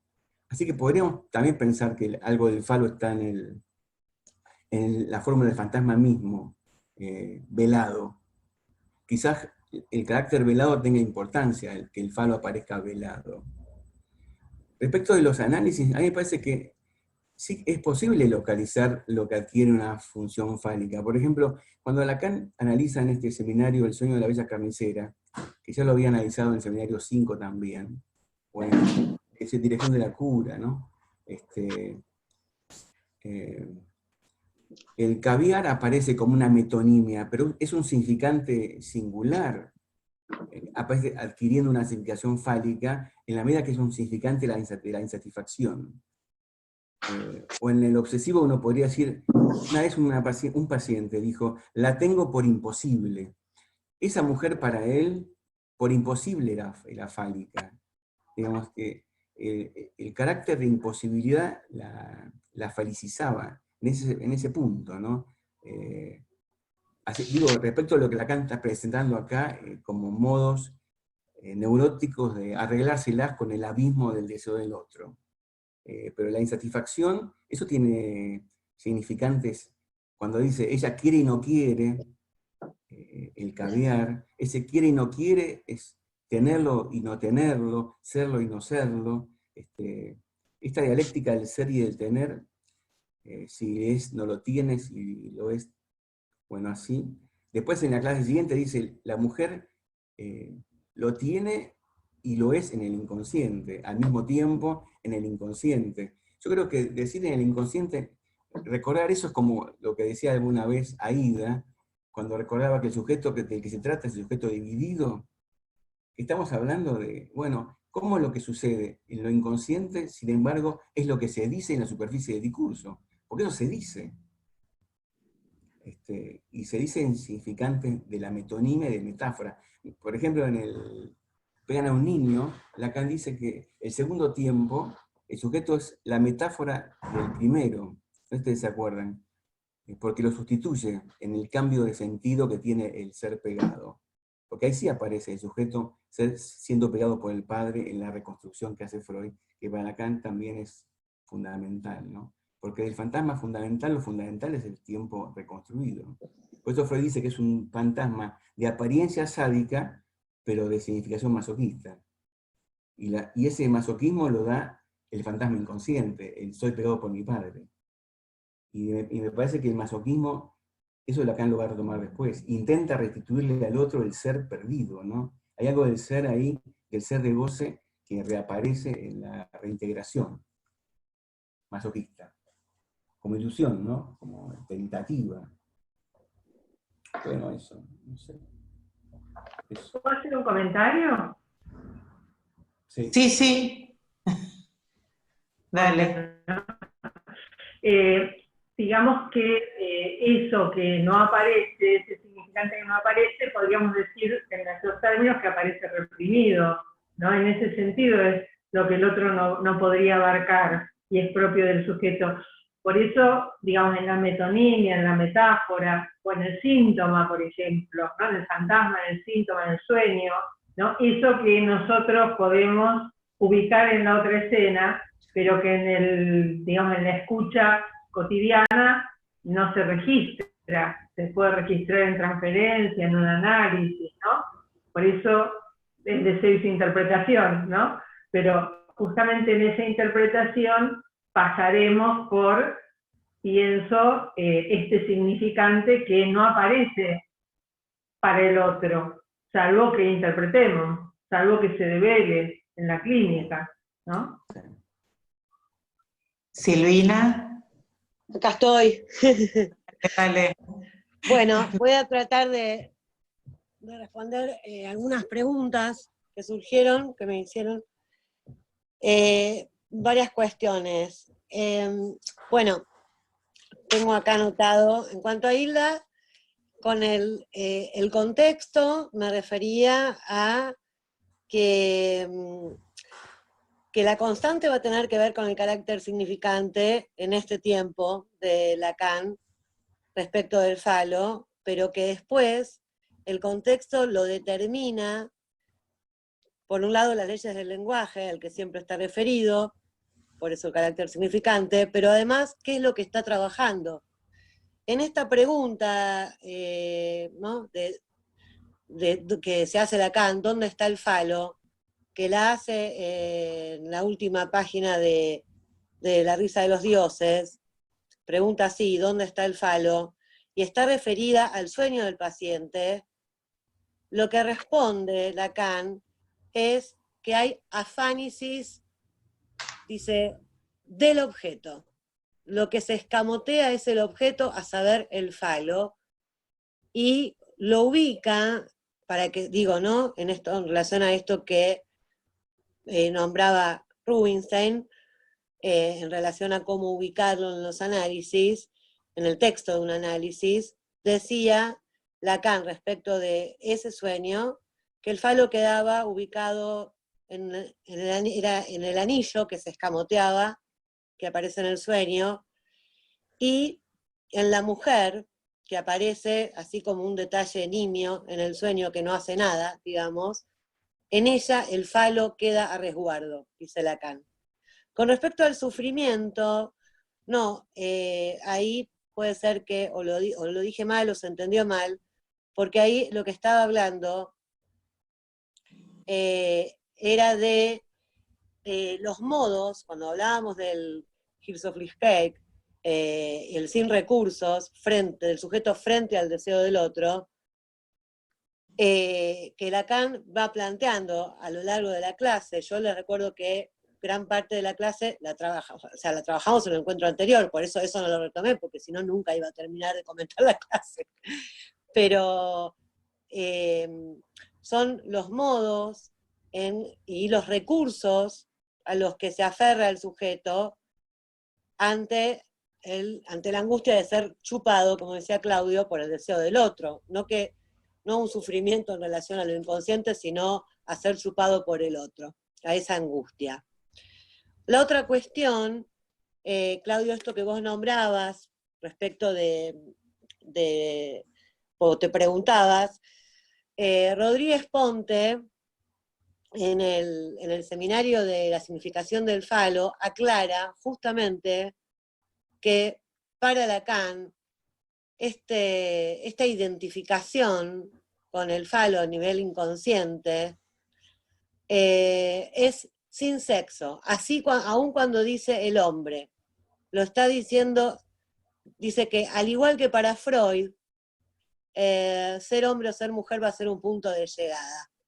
Por lo tanto, no se puede acusar al psicoanálisis de falocentrismo o machismo ni machirulo, eso no se condice con la teoría ni en Freud ni en Lacan.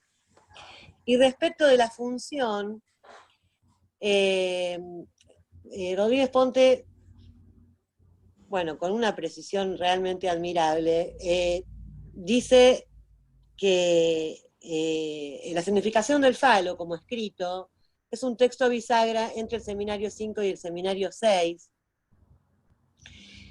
donde en el seminario 5 trabaja la metáfora paterna.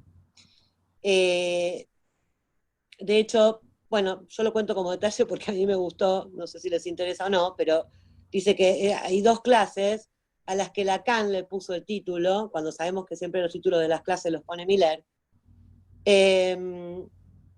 Y lo que plantea es que dice que hay que diferenciar la función del falo como resultado de la metáfora paterna, de la sustitución del significante del nombre del padre por el deseo de la madre, y la significación del falo en tanto el significante que designa el conjunto de los efectos de significado por la acción significante.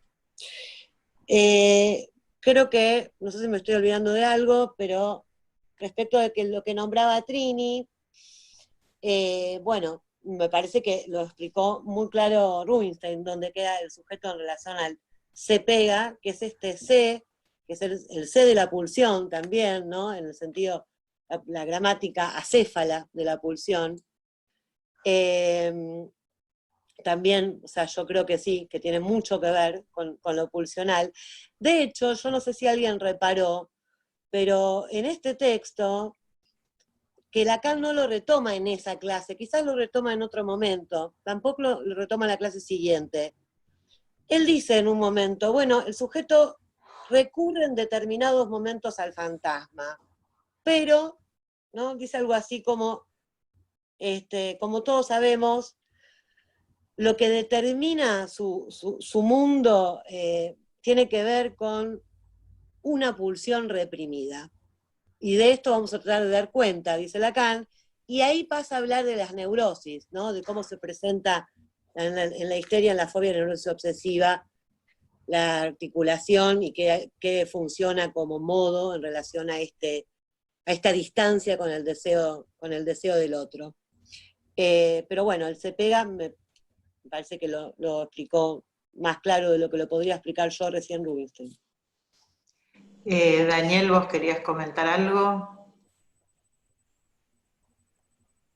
Sí, porque me parece que en las escenas del fantasma hay un desfile de personajes. El niño odiado por mí, pegan a un niño en impersonal, hasta llegar a la construcción de la segunda escena, yo soy pegado por mi padre. En ese punto, me parece que lo que veníamos trabajando respecto de la... no me acuerdo ahora la palabra, era comunidad, ahí está, comunidad topológica del objeto y del sujeto. Esto lo habíamos marcado en varias de las reuniones, ya desde el año pasado. Hay algo que queda como por fuera, escuchen cómo lo voy a decir porque me divierto diciéndolo, que queda fuera del objeto y del sujeto. ¿Y qué es el sujeto? ¿En qué sentido? En que se pega. Si el sujeto se pega, no es ni el objeto ni el sujeto. El sentido de la gente ahí sujeto, no estoy jugando con la palabra. Me parece que queda por fuera esta gramaticalidad del desfile de personajes que va en la deriva de un fantasma hasta su construcción. Como fijo, él se pega. Y ahí está, a eso él lo llama sujeto. Esto es lo que me llamó la atención de esa partecita. Él se pega. Y después pensaba si hay una equivalencia entre planchar y el salmón ahumado. En el sentido de, como decía Claudia, en transferencia, la palabra planchar se transmuta en significante, y efectivamente a mí me parece que pone en juego la diferencia de los sexos, la diferencia de los cuerpos. No es lo mismo planchar, y creo que se dice planchar en un baile, en el sentido de que la ropa quedó lisa, planchada, porque no se quedó sentada todo el tiempo. Me parece que de ahí viene la idea de que el culo planchó, la ropa. Algo así. Me parecía que tal vez había una equivalencia entre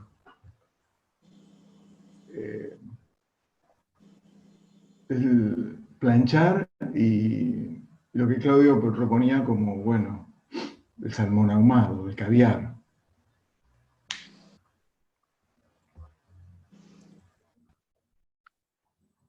Sí. Bueno, hay alguien en México que me parece que nos quiere desasnar un poco y parece que allá planchar significa coger, pero bueno.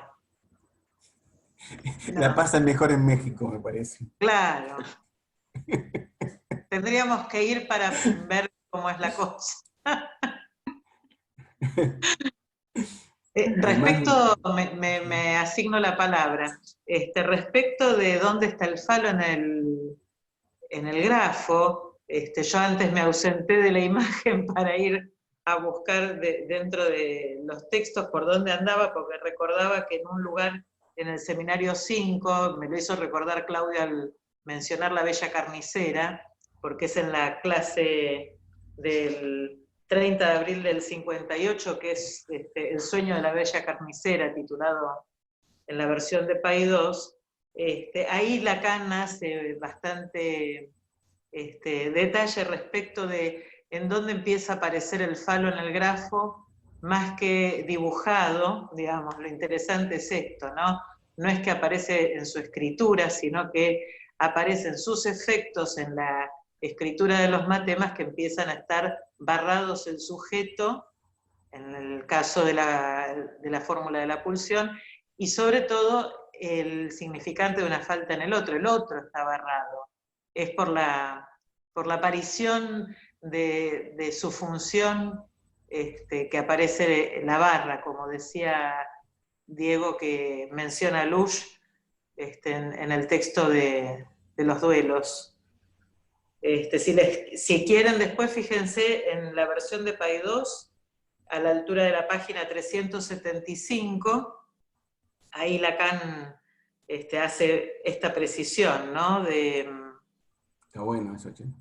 Dice, el sujeto reconocerá su deseo tachado, su propio deseo insatisfecho, hablando de la que quedó planchando, en la medida en que el deseo del otro está tachado. Bueno, habla de la marca de la castración en relación al significante falo, y va a decir, les leo solo un párrafo, dice, en efecto, más allá de la palabra y de la superpalabra, de la ley del padre como quiera que se llame, algo muy distinto resulta exigible. A este título se introduce, y naturalmente en el mismo nivel donde se sitúa la ley, ese significante electivo, el falo. En condiciones normales se sitúa en un segundo nivel del encuentro con el otro. Es lo que en mis pequeñas fórmulas les he llamado significante de atachado. Se trata con toda precisión de lo que acabo de definir como la función del significante falo, a saber, la de marcar lo que el otro desea en cuanto marcado por el significante, es decir, tachado.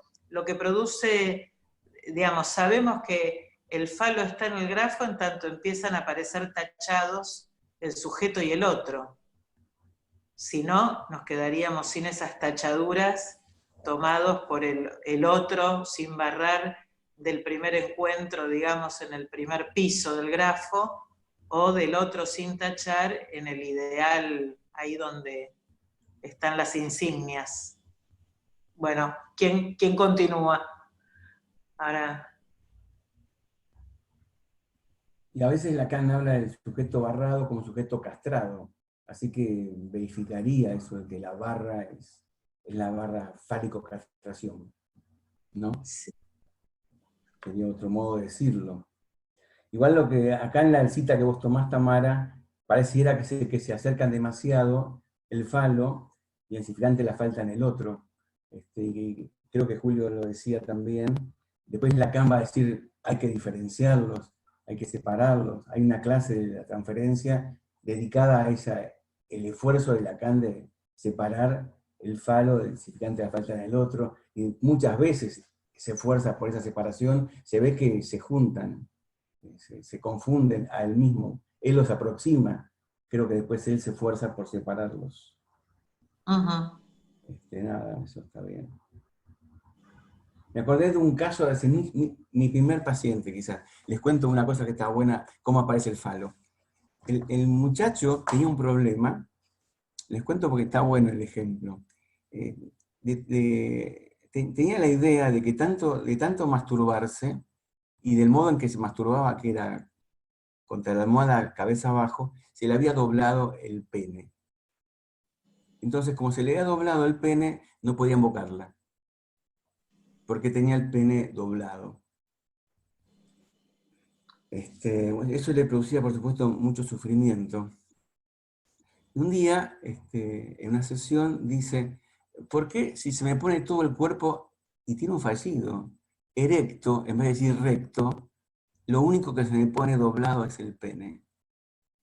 Me parece que hay modos en que eso se dice mal, en el sufrimiento, ¿no? Como decía, el sufrimiento sufrido por el paciente, ¿no? Más allá de que uno después podría encontrar en ese sufrimiento oscuros goces. Pero la pregunta, esto de ser o tener, a mí me parece que es uno de los delirios más verdaderos del hallazgo freudiano. Esto de ser el falo, de no sin tenerlo, no sin serlo. En la clase siguiente ubica en el otro, el abismo del otro es el otro sexo, el otro materno también acá, ¿no? Respecto de eso, el sujeto se constituye deseante, y todo esto sucede sin saberlo. Eso habría que recordarlo, porque ese sin saberlo lo ubica como sujeto del inconsciente barrado, ¿no? Porque en la cada vez se habla del sujeto como si fuese el sujeto que habla, como casi sabiendo lo que está diciendo. Toma una consistencia el sujeto por momentos, que después Lacan mismo destituye, porque el sujeto es sin ser. Que diga que el falo es el ser del sujeto parece una paradoja, ¿no? O quizás lo sea, ¿no? Pero como está bien lo que dijo Diego, lo es pero no lo es, ¿no? Porque es un significante, así que no lo es. Julio, la cuestión del ser.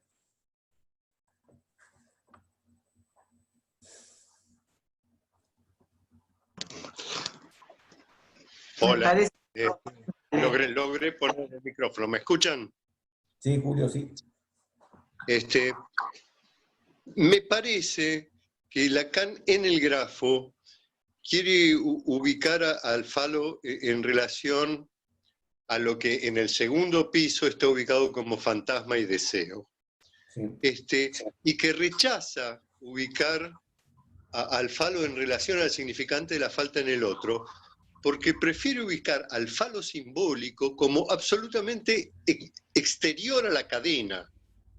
Y en cambio, el significante de la falta del otro forma parte de la cadena, aunque sea de la cadena inconsciente. Eso quería plantear.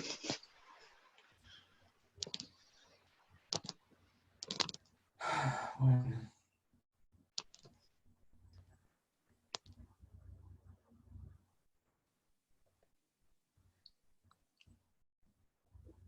Silvina, no sé si vos querías decir algo, porque no sé si quedó marcado de antes tu manito o...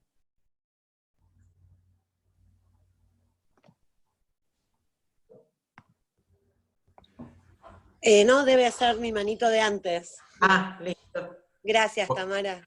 Sí, podríamos preguntar, Tamara, ahora si a uno le interesaría tomar la sesión del 17 para comentarla dentro de un mes. si tiene ganas alguien de hacerlo, por motus propio. No sé, Clara, ahora cómo estamos al final de la reunión, si te ves en más condiciones que de San Martín de los Andes.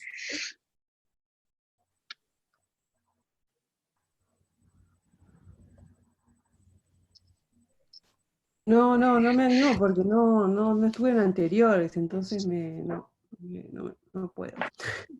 Bueno. Gracias. Por nada. Che, Hilda, y vos que trabajás con niños, la siguiente, o Tamara también, no sé, como trabaja un poco la fantasía kleiniana y la lectura que hace él de la fantasía Melanie Klein. ¿No les gustaría a los que tienen más fresco la lectura de Klein y esas cosas? A lo mejor pensé. No sé, Hilda o Tamara o el que tenga ganas, la que tenga ganas. Ahí está Hilda.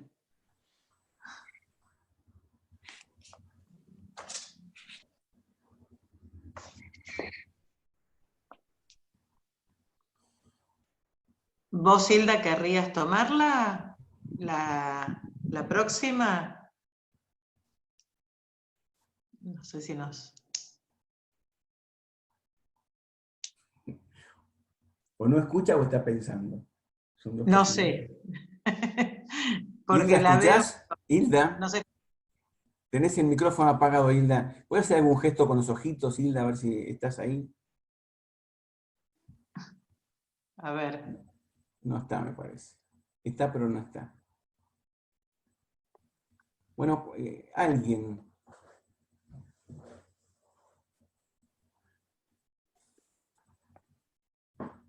Bueno, yo la tomo yo, por ahí si Hilda quiere, después la uno al equipo. La 1, sí. Toma la voz, está bárbaro. Está bárbaro. Tendríamos que ver La fecha. La fecha. En agosto tenemos 5 sábados, así que el cuarto es el 22 de agosto y hay un quinto sábado que es el 29. Por ahí revisemos posibilidades. Ah, Hilda dice que se le había ido la conexión. Bueno, la tomaste vos, Tamara, listo. Ah, sí, igual dice que se le complica porque... Está en un seminario. Empieza un seminario. Es verdad. ¿Cuándo les parece mejor? A mí me da lo mismo. No sé vos, Claudio, y los demás. A mí me da lo mismo. Si es el 29 casi mejor porque, quién sabe, no hay más pandemia el 29, qué sé yo. ¿Cuál clase sería? Sería la clase, es la clase del 17 de junio, que en la versión de PAI 2 es la número 25, que es el o bien del objeto.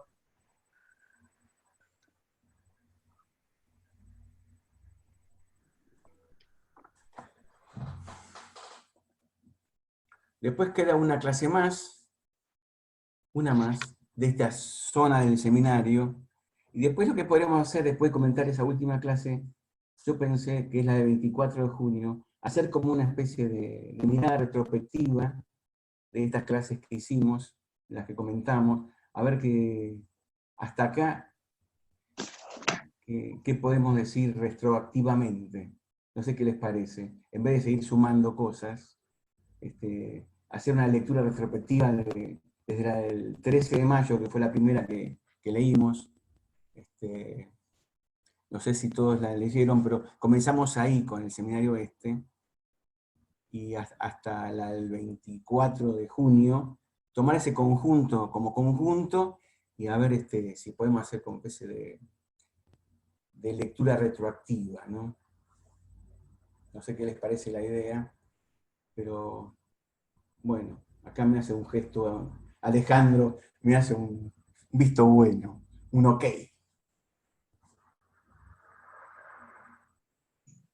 ¿Nos vemos el 29, les parece bien? Sí. ¿O mantenemos a rajatabla el cuarto?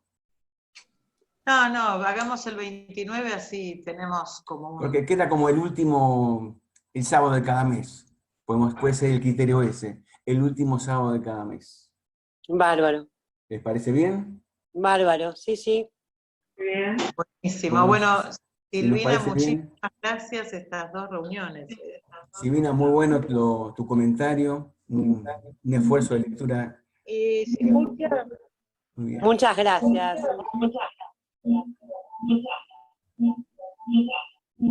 Bueno, y gracias a todos y que estén muy bien de salud cada uno, che. Cuídense. Un abrazo grande a todos. Ya volveremos a salir a las calles. Chao, nos vemos en agosto. Nos vemos en agosto. Cariños, Gracias. cariños a todos y muchas gracias. Un abrazo a cada uno. Hasta luego. Chao, Clarice.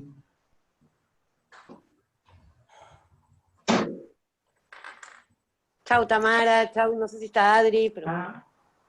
Chao, buenísimo, che. Chau, Buena chau, idea. hasta la próxima. Hasta la próxima. La próxima.